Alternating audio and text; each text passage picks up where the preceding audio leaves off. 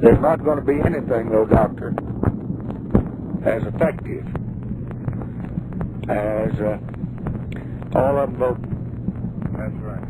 Nothing. That'll get you a message that all the eloquence in the world won't bring, because the fellow will be coming to you then instead of you calling him. And it's very interesting, Mr. President, to notice that the only state that you didn't carry in the South, the balance of the states, have less than 48% of the Negroes registered to vote.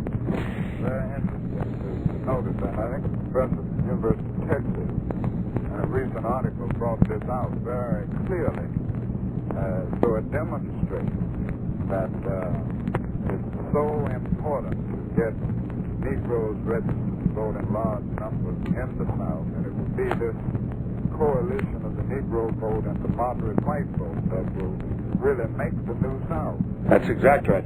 I think it's very important that we not to say that we're doing this and we not do it just because it's Negroes or whites, but we take the position that every person born in this country, when he reaches a certain age, that he have a right to vote, just like he has a right to fight, and that we just extend it, whether it's a Negro, whether it's a Mexican, or who it is.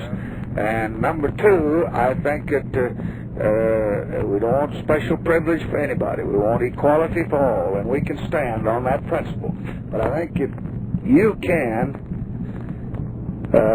contribute a great deal by getting your leaders and you yourself taking very simple examples of discrimination, where a man's got to memorize Longfellow, whether he's got to quote the first 10 amendments, or he's got to tell you what Amendment 15, 16, 17 is, and then ask them if they know, and show what happens.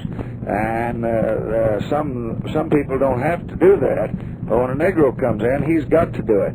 And if we can just repeat and repeat and repeat, I don't want to follow Hitler, but he had an idea that if you just take a simple thing and repeat it often enough, even if it wasn't true, why, people accept it. Well, now this is true, and if you can find the worst condition that you run into in Alabama, Mississippi, or Louisiana, or South Carolina, where, well, I think one of the worst I ever heard of is the president of the school at Tuskegee, or the head of the government department there, or something, being denied the right to cast a vote.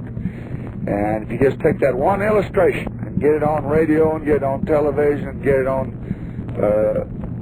in the pulpits, get it in the meetings, get it every place you can, pretty soon the fellow that didn't do anything but drive a tractor, he'll say, well, that's not right, that's not fair. And then that will help us on what we're going to shove through in the end.